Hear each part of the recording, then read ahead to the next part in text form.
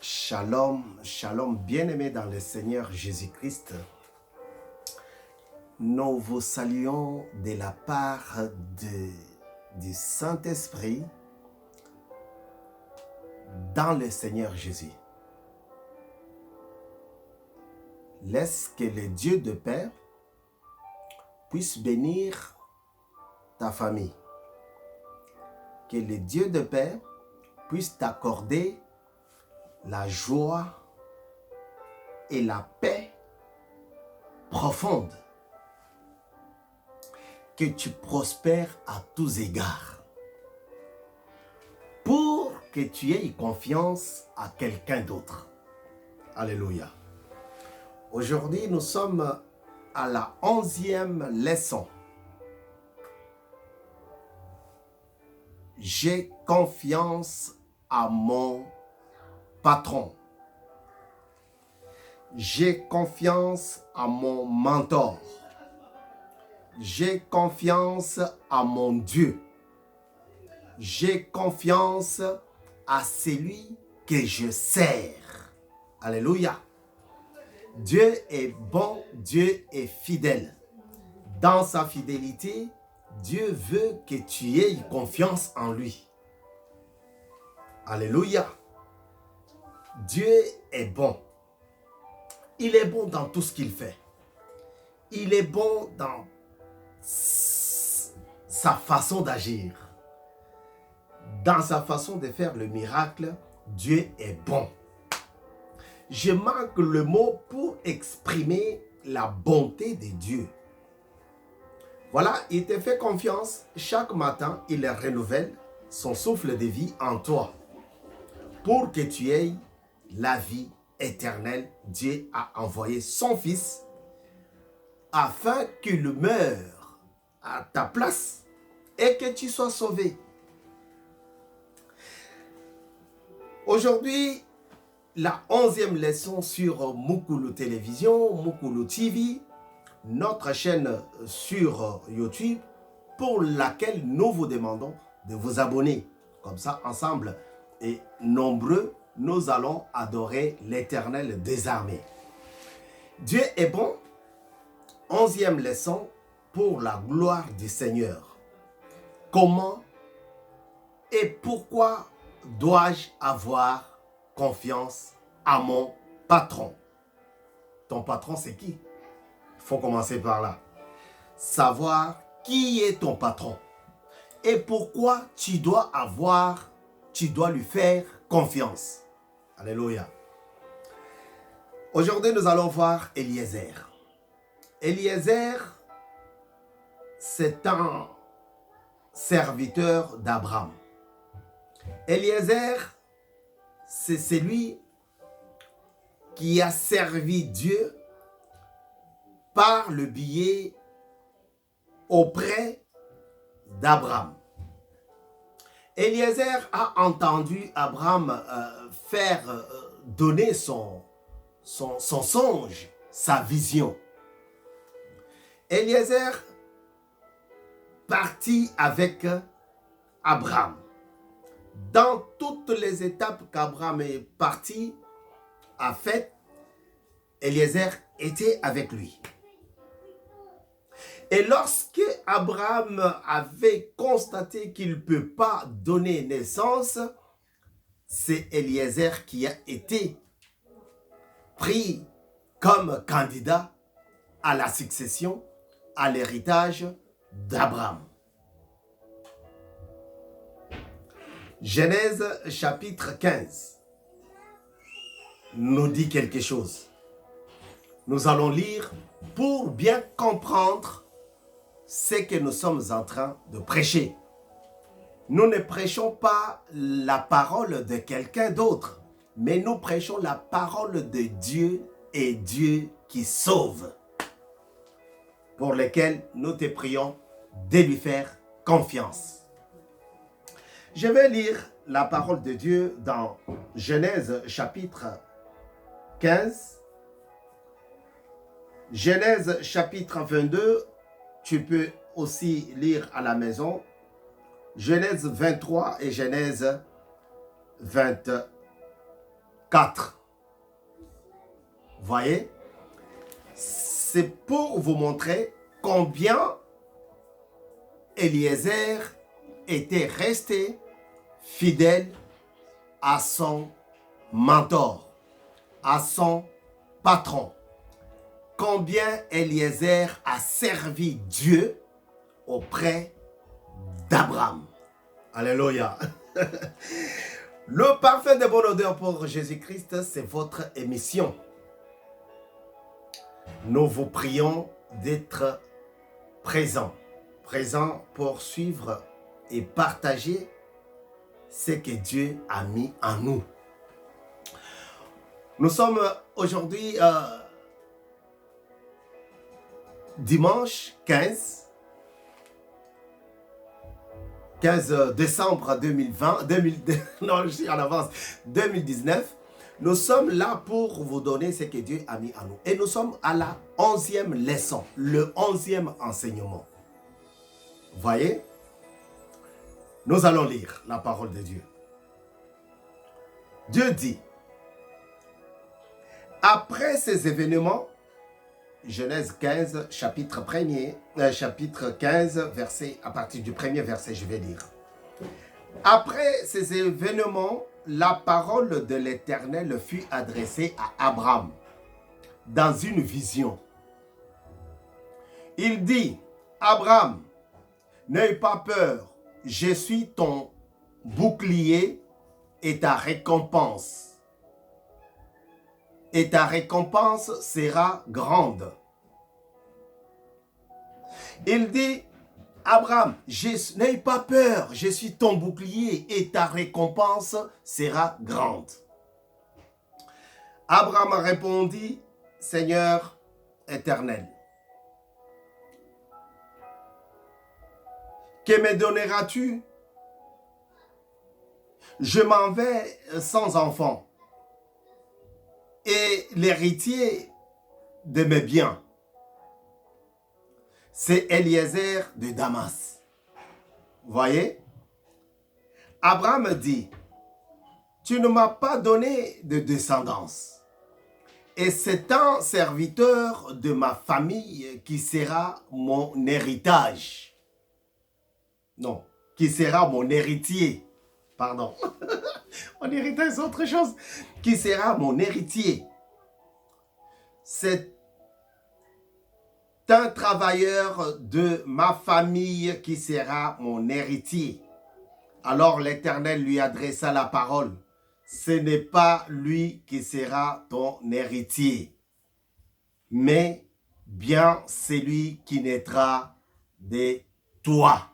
Alléluia. Je saute parce qu'on n'a pas assez de temps. Je vais lire Genèse chapitre 24. 24, il dit, Abraham était vieux, d'un âge avancé. L'Éternel avait béni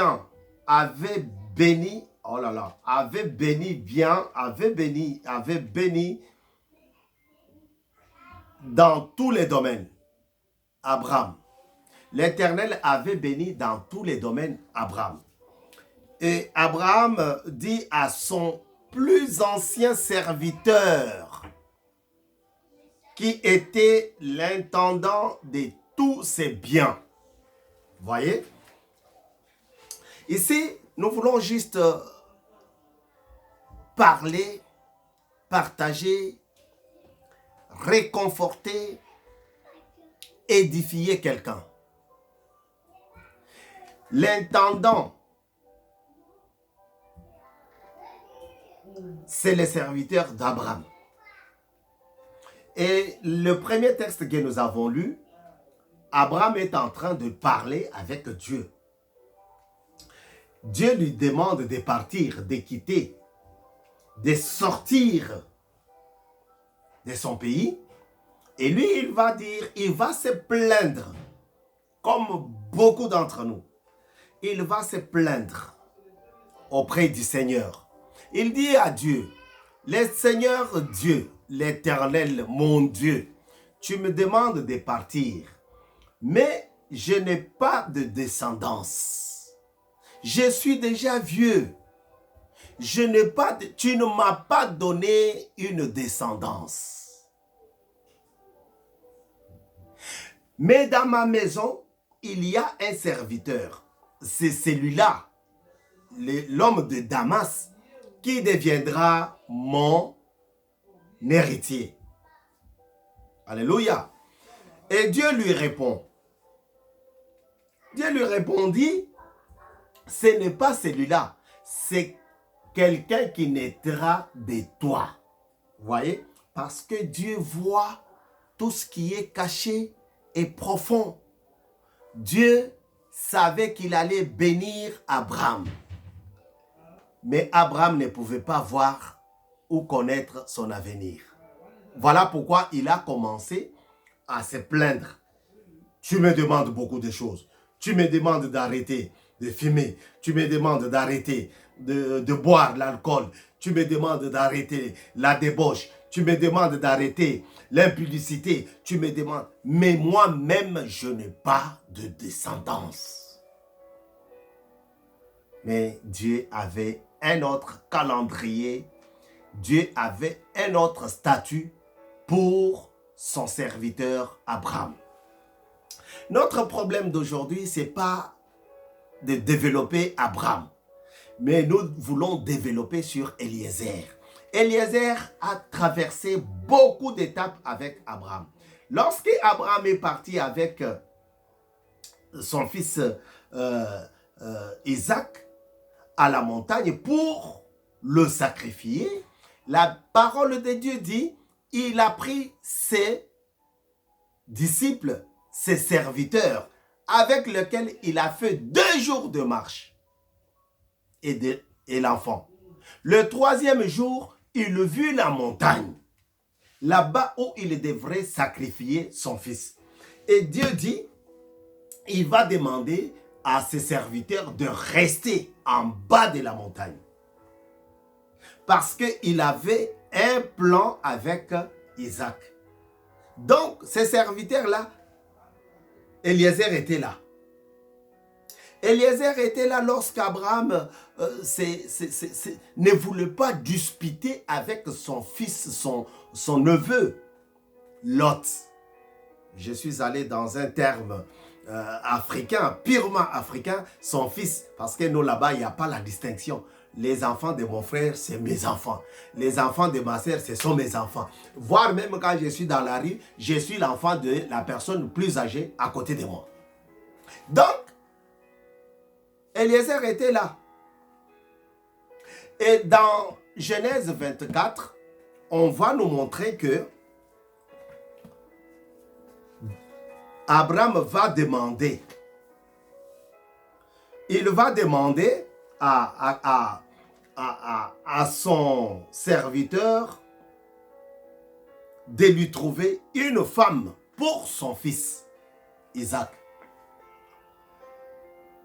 Mets ta main sous ma cuisse et je vais te faire jurer au nom de l'Éternel, le Dieu du ciel et le Dieu de la terre, de ne pas prendre pour mon fils une femme parmi les filles de Canaan, au milieu desquelles j'habite, mais d'aller prendre une femme pour mon fils Isaac dans mon pays et dans ma patrie.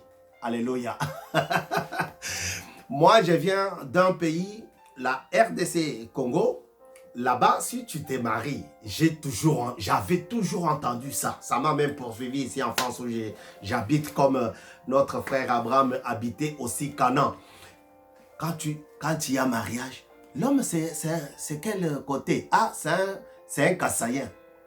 La femme aussi, parce qu'ils se marient entre eux. Vous voyez? C'est une histoire qui date de très très longtemps. Si c'est un Moussoïli qui se marie, on dit, ah, Mobali, donc le mari, Mobali Aza Moussoïli. Le garçon, c'est un Swahiliphone et sa femme, c'est de quel côté?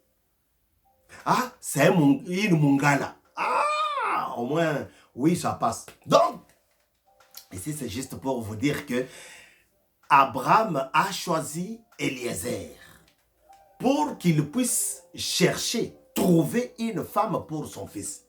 Ce n'est pas un exercice facile. Beaucoup de mariages ne sont pas arrivés à leur terme parce que c'était des mariages forcés. C'était des mariages de commission. L'homme s'est vu devant une femme, s'est retrouvé devant une femme qu'il devrait épouser malgré son propre gré. Malgré lui. Parce que c'est papa qui a trouvé, parce que c'est maman qui a choisi, parce que c'est mon grand frère qui a tout donné et c'est lui qui doit me choisir une femme. Avant, c'était ça. Dieu a choisi Abraham. Et Abraham aussi avait son équipe dans laquelle se trouvait Eliezer. Eliezer a vu beaucoup de choses avec. C'est lui qui a vu Agar venir.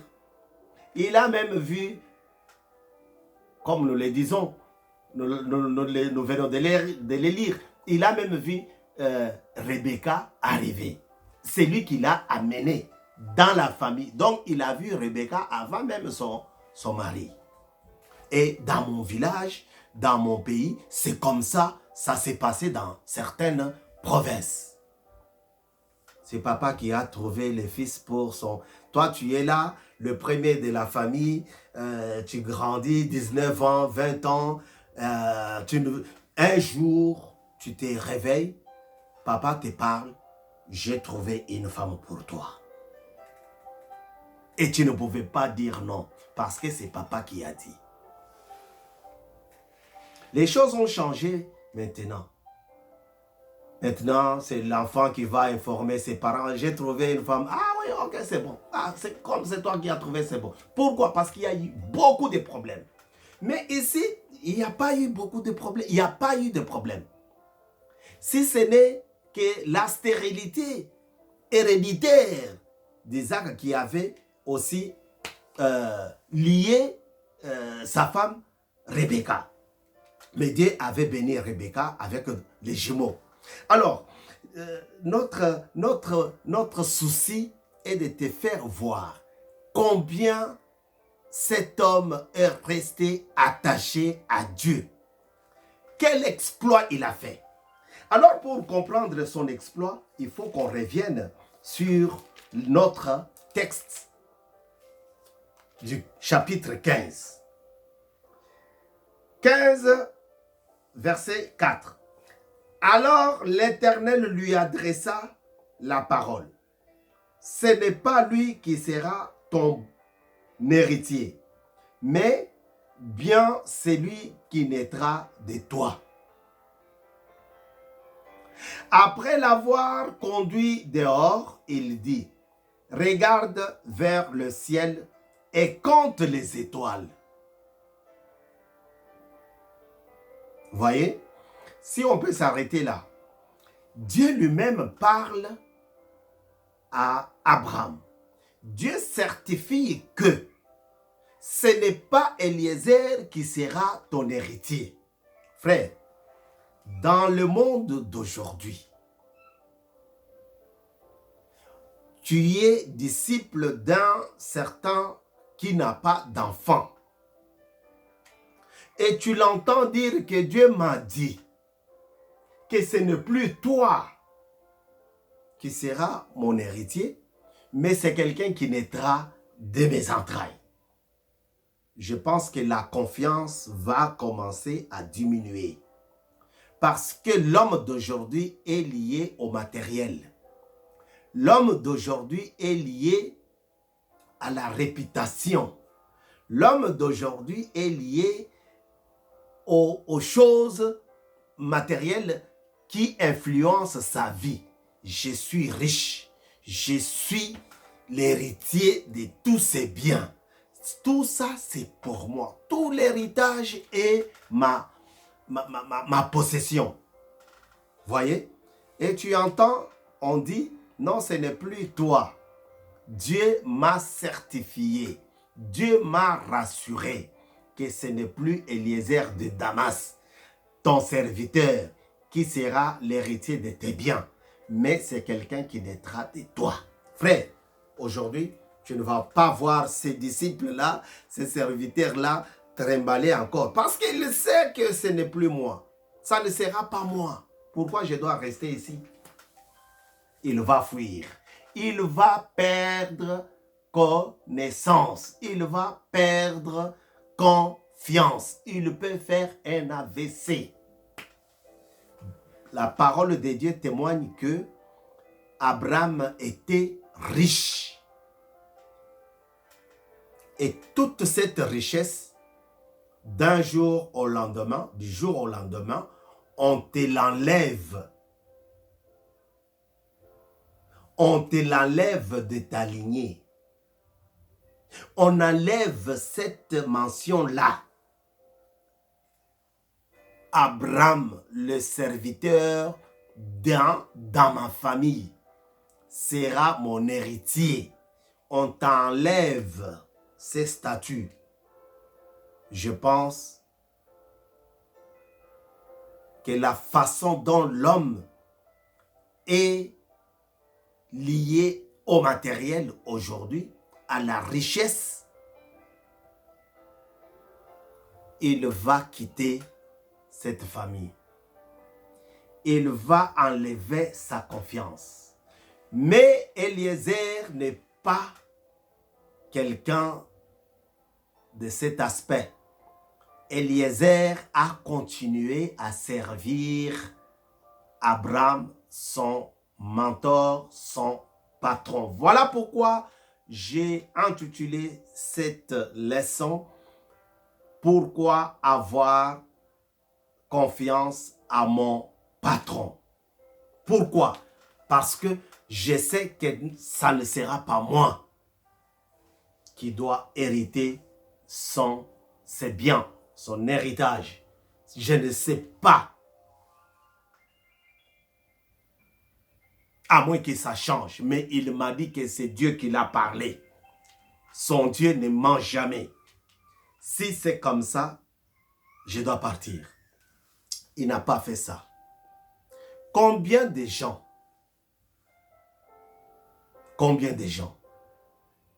ont arrêté de travailler, ont arrêté leur alliance, ont arrêté leur collaboration parce qu'on l'a enlevé de ses postes. Beaucoup.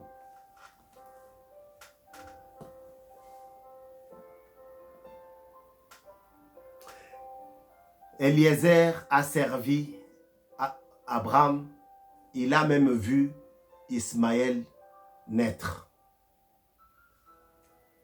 Et comme Abraham témoigne que c'est l'ancien, c'est le travailleur dans ma famille, le proche, je sais qu'il savait ce qui s'était passé entre Agar et Abraham avant que ces garçons soient nés.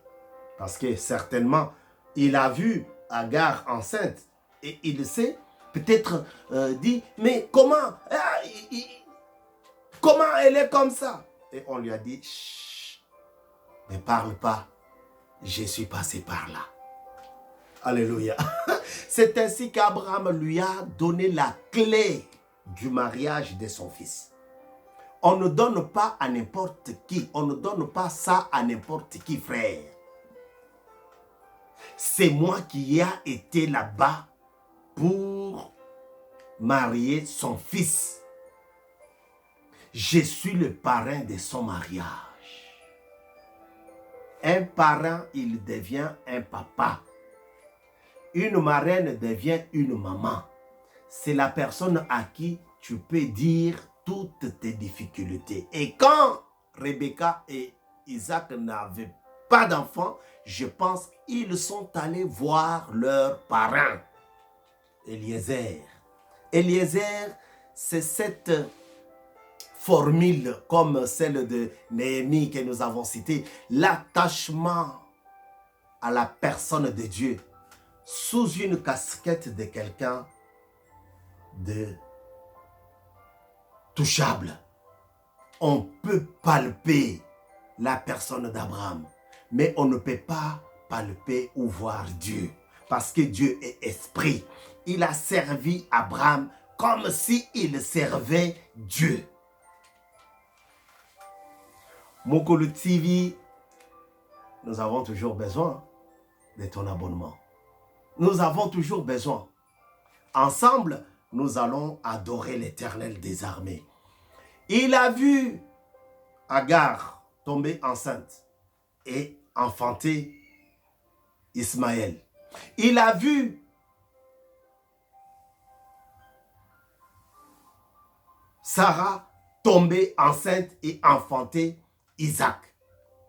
Et c'est pour cela qu'on lui a donné la clé de la réussite de la famille d'Abraham, de la continuité de la famille d'Abraham.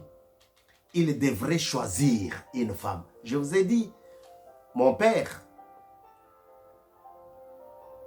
l'a fait. Peut-être pour des gens de notre village. Parce que le premier enfant de mon père n'était pas, mes grands frères n'étaient pas sur place. Mais dans notre village, c'est le papa qui était chargé de trouver une femme pour son fils. Abraham lui a dit, je veux que tu mettes ta main sous la cuisse et que tu me jures par le nom du Dieu du ciel et de la terre que tu ne vas pas me trouver une belle fille de Canaan. Va voir les filles de mon pays. Alléluia. Retourne, va voir. Et trouve-moi une jeune fille pour mon fils. Il a tout fait. Il a donné la dot. Il a amené la fille dans la maison de son serviteur, de son patron. Quelle confiance! Pourquoi dois-je rester confiant alors que on m'a enlevé le statut d'un enfant de la maison? Il n'a pas tergiversé à servir son patron. Quand bien même Dieu l'avait enlevé ce titre d'héritier familial. Peut-être, toi aussi, tu as été enlevé. On t'avait supprimé ton titre dans l'église où tu sers Dieu. Tu étais chef, représentant des papas, représentant des mamans, chargé des offrandes. Je ne dis pas que tu avais volé les offrandes comme notre leçon dernière passée. Non. Mais on t'a juste enlevé ces postes. On t'a démis de tes fonctions. Mais est-ce que tu continues à faire confiance à ton patron? Si ce n'est pas le cas, je t'exhorte. Je t'exhorte de redoubler maintenant l'effort.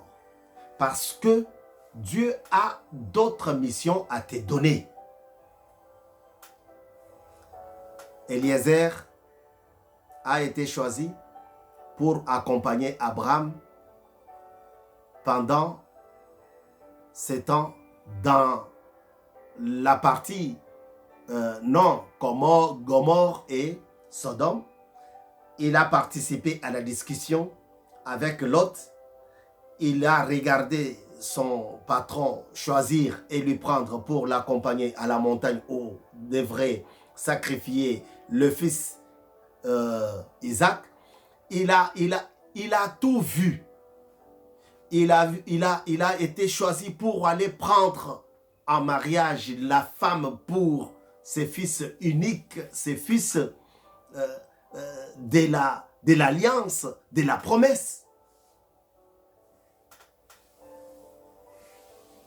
Eliezer, ce n'était pas n'importe qui. Tu es un Eliezer de ta famille. Tu es une Eliezer de ta famille.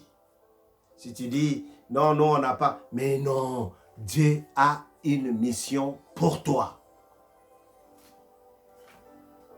On met de côté les offrandes, on met de côté la richesse, mais Dieu a d'autres missions à te confier. Que le nom de l'Éternel ne te quitte pas de la bouche. 1 Josué chapitre 1er verset 8. Que ce livre de la loi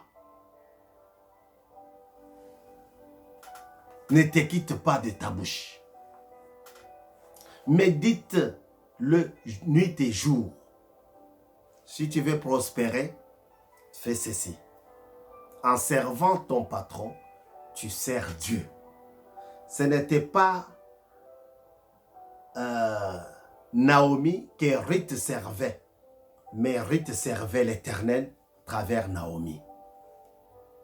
Laisse que cette parole soit pour toi un rempart sûr. Reviens à ton premier amour. Ne fuis plus, ne quitte plus. Reste fidèle à Dieu parce que Dieu a des choses à te confier.